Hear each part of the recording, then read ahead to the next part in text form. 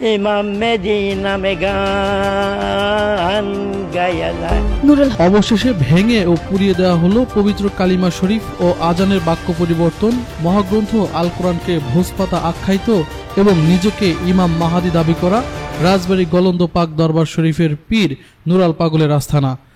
আসসালামু আলাইকুম ভিউয়ার্স, দেশ ও দেশের বাহির থেকে যারা আমার ভিডিওটি প্লে করেছেন জানাচ্ছি আন্তরিক শুভেচ্ছা অভিনন্দন। আশা করি সবাই ভালো আছেন, সুস্থ আছেন, আলহামদুলিল্লাহ। তো ভিউয়ার্স, রাজবাড়ী গোয়ালন্দে নুরা পাগলার মাজার ভাঙা এবং কবর থেকে লাশ তুলে তৌহিদি জনতার বিক্ষিপ্ত বিক্ষোভের মাঝেও তা পুড়িয়ে ভৎস করে দেওয়া নিয়ে বাংলাদেশে ব্যাপক আলোচনা ও সমালোচনার জন্ম নিয়েছে।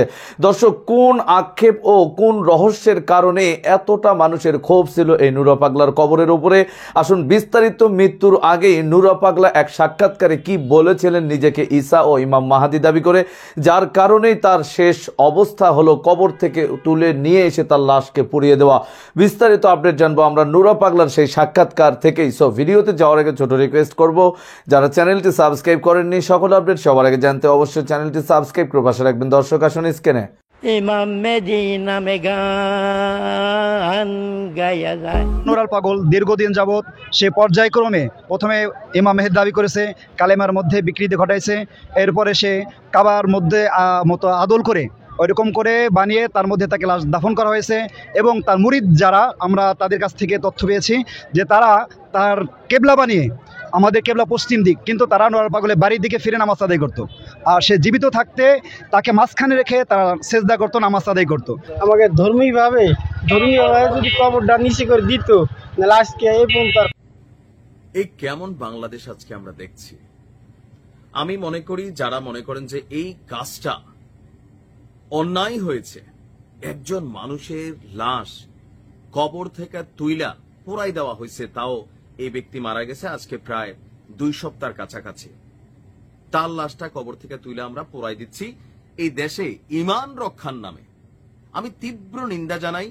এদের ভিডিও ফুটেজ দেখা প্রত্যেকটারে ফাঁসির রায়দণ্ড দেওয়ার জন্য আমি এটা আবদার জানাচ্ছি সরকারের কাছে। দেখেন, যার সাথে এই ঘটনা ঘটছে লোকটা বিতর্কিত, কিন্তু যতই বিতর্কিত হোক সে তো একজন মুসলিমই ছিল। আর আপনারা মুসলমানরা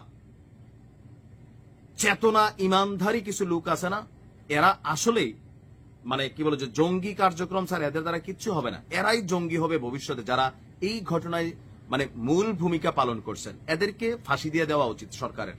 ঘটনার প্রেক্ষাপট দেখেন, মানে আমার গা কাঁপতেছে আমি যখন নিউজটা দেখছি রাগে, বুঝছেন।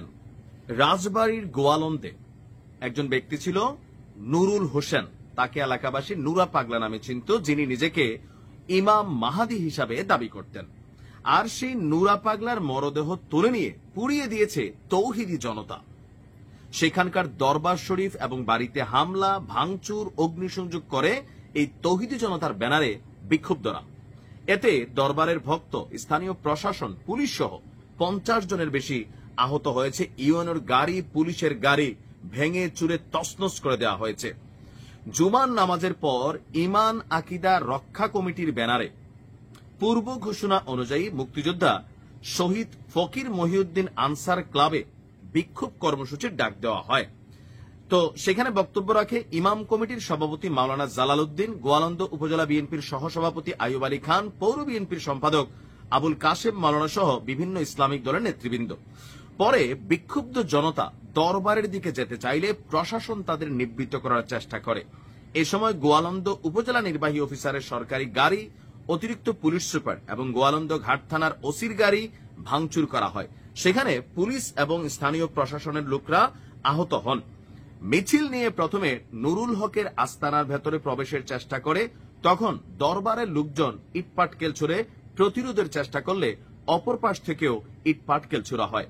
এক পর্যায়ে কয়েকশো লোক দেয়াল টপকে ভেতরে ঢুকে যায়। এ সময় ভক্তদেরকে বেধড়ক পেটানো হয় এবং নুরুল হকের বাড়িতে ভাঙচুর করা হয়। নুরুল হক কিন্তু মারা গেছে গত মাসের 23শে আগস্ট। পরে নুরুল হকের লাশ কবর থেকে তুলে ঢাকা খুলনা মহাসড়কের গোয়ালন্দ বাস স্ট্যান্ডের অদূরে পদ্মার মোড় এলাকায় নিয়ে পুড়িয়ে দেওয়া হয়। এই ঘটনায় উভয় পক্ষের অন্তত অর্ধ শতাধিক মানুষ আহত হয়। র্যাব, পুলিশ, সেনাবাহিনী গিয়ে পরিস্থিতি কন্ট্রোলে আনে। গোয়ালন্দ পৌরসভার 5 নং ওয়ার্ডে নিজ বাড়িতে দরবার শরীফ গড়ে তুলেছিল নুরুল হক। গত 23 আগস্ট বার্ধক্যজনিত অসুস্থতায় তিনি মারা যান। ওই দিন রাতে মাটি থেকে কয়েক ফুট উঁচুতে বিশেষ কায়দায় তার দরবারে তার লাশটা দাফন করা হয়। এটা নিয়ে স্থানীয়বাসীর ক্ষোভ ছিল। এরপর সেই ঘটনায় 2রা সেপ্টেম্বর তার দরবারে অনৈতিক কার্যক্রমের অভিযোগ করে উপজেলা ইমান আকিদা রক্ষা কমিটি। এটা কে বানাইছে?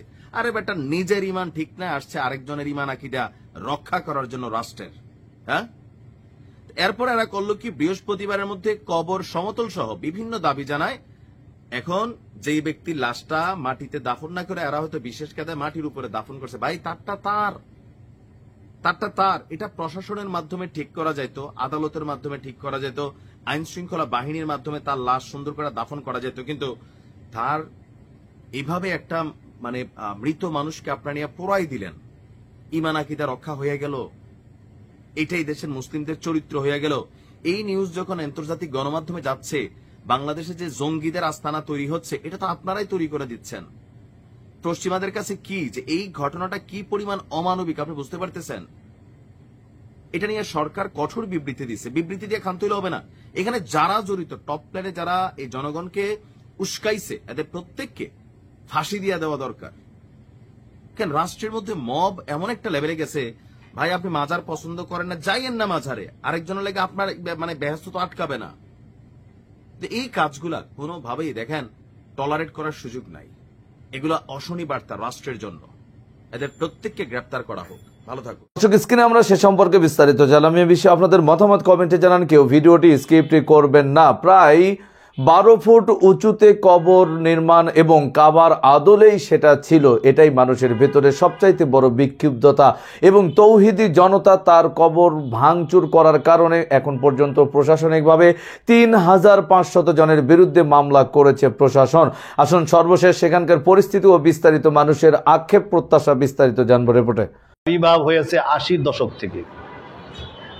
সে নিজেকে ইমাম মেহেদি দাবি করে, কিন্তু তার এমন কিছু কার্যকলাপ আছে যেগুলো ইমান বিধ্বংসী, যেটা মুসলমানদের কোরআনের উপর আঘাত আসে, ইমানের উপরে আঘাত আসে, আল্লাহ রব্বুল আলামিনের অস্তিত্বের উপর আঘাত আসে, রসুলের উপর আঘাত আসে, যেটা খুবই ভয়াবহ অবস্থা, যেটা একজন সাধারণ মুসলমান হিসেবেও এটা সহ্য করা সম্ভব নয় যদি তার মধ্যে কোনো ইমান থাকে।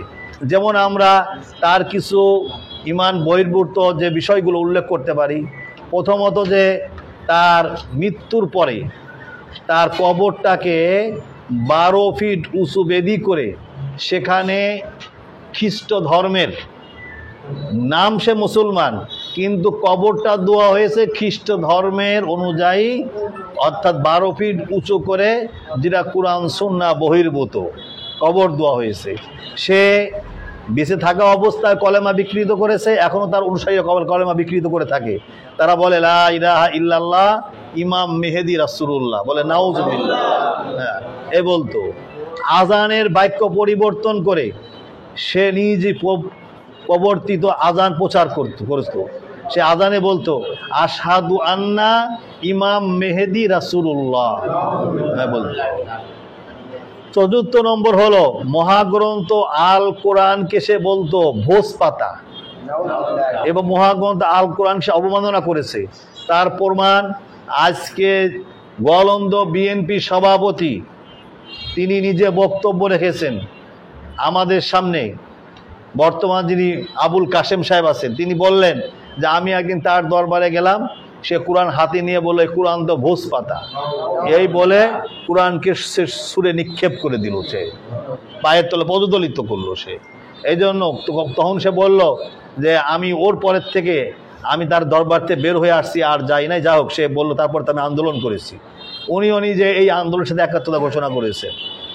এরপরে নিজে ইমাম মেহেদি দাবি করত, কিন্তু তার অনুসারীরা নামাজ পড়ে না, এবং যারাও বা নামাজ পড়ে পূর্ব দিকে ফিরে নামাজ পড়ে অনেকে আছে।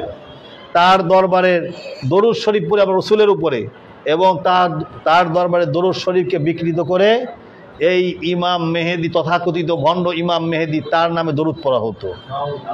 ইতোমধ্যে তৌহিদি জনতার চাপে কাবা শরীফের আদলে করা নুরাল পাগলের কবর স্থানটির কালো রং পরিবর্তন করে নীল রং করা হয়েছে। তবে 12 ফুট উঁচু থেকে তার কবর এখনও নিচে নামানো হয়নি। এ নিয়ে তৌহিদি জনতার মধ্যে চরম উত্তেজনা সৃষ্টি হয়েছে। আগামী 4 সেপ্টেম্বরের মধ্যে এ ব্যাপারে কোনো সিদ্ধান্ত না এলে কঠোর হুঁশিয়ারি দিয়েছেন তৌহিদি জনতা। অনেক ইসলাম বহির্ভূত কুরআন সুন্নাহ সরাসরি আঘাত, আকীদার আঘাতের আগে এই ধরনের অনেক কার্যকলাপ করে সে দিয়েছে। এবং আমরা দেখলাম, আমরা সরজমিনে গিয়েছিলাম, দেখলাম যে তার কবরটা দক্ষিণ দিকে মুখ দিয়ে, আমরা সাধারণত কবর দিই ইসলামের রীতি অনুযায়ী যে উত্তরে মাথা, দক্ষিণে পা, কেবলার দিকে মুখ করে করে আমরা কবর দিয়ে থাকি। কিন্তু তার কবরটা দেওয়া হয়েছে দক্ষিণে মাথা দিয়ে, উত্তরে পা দিয়ে, এইভাবে কবর দেওয়া হয়েছে। আমরা এইভাবে তার দরবারে ভণ্ডামির কোনো শেষ নাই। এ নিয়ে জেলা ও উপজেলা এবং পুলিশ প্রশাসন কবরটি পরিদর্শন করে সমস্যা নিরসনে উভয় পক্ষের সাথে কয়েক দফা আলোচনা করেছেন। আমরা জানেন যে আমরা যখন নাকি পুরা সহ গলন্দ সহ সারা জেলায় এর ছড়িয়ে পড়ল কার্যকলাপ, তখন তৌহিদি জনতা তারা ফুঁসে উঠেছে, একটা বিস্ফোরণ ঘটে যাবে এই অবস্থা অনুভব করেই আমাদের সম্মানিত জেলা প্রশাসক মহোদয় এবং পুলিশ সুপার মহোদয় সহ উপরে কর্মকর্তারা, আমাদের যারা ইসলামিক রাজনীতিবিদ এবং সুশীল সমাজ এবং যারা ইমাম কমিটির জেলা ইমাম কমিটির নেতৃবৃন্দ এবং অন্যান্য সংগঠনের নেতৃবৃন্দকে তারা ডেকে আমাদের সাথে পরামর্শ করলেন। আমরা তাদের সামনে 3টা বৈঠক করেছি। সর্বশেষ নুরাল পাগলের রাস্তানায় অনৈতিক কার্যকলাপের প্রতিবাদে 3 সেপ্টেম্বর সকালে রাজবাড়ী প্রেস ক্লাবে সংবাদ সম্মেলন করেন জেলা ইমান আকীদা রক্ষা কমিটি। সংবাদ সম্মেলনে আগামী 4 সেপ্টেম্বরের মধ্যে 12 ফুট উঁচু হতে নুরাল পাগলের কবর সমতলে এবং কবরস্থানে দাফন করার দাবি জানানো হয়। অন্যথায় কাবা শরীফের আদলে গড়া কবর সহ নুরাল পাগলের রাস্তানা ভেঙে গুড়িয়ে দেওয়ার ঘোষণা দেওয়া হয়। পবিত্র কাবার রং করা হয়েছে এবং আমাদের ধারণা যে তারা অতি সত্বর তারা প্ল্যান নিয়েছিল। বাহিরেও আমি আরও বলি আপনাদেরকে, বাহিরে আমরা নিজ সরজমিনে গিয়েছি, বাইরে যে লাইটগুলো দিয়েছে কাবার বাহিরে, হাতিমে কাবা আছে একটা, সেখানে যেভাবে লাইটগুলো স্থাপন করা হয়েছে এখানেও সেগুলো স্থাপন করা হয়েছে।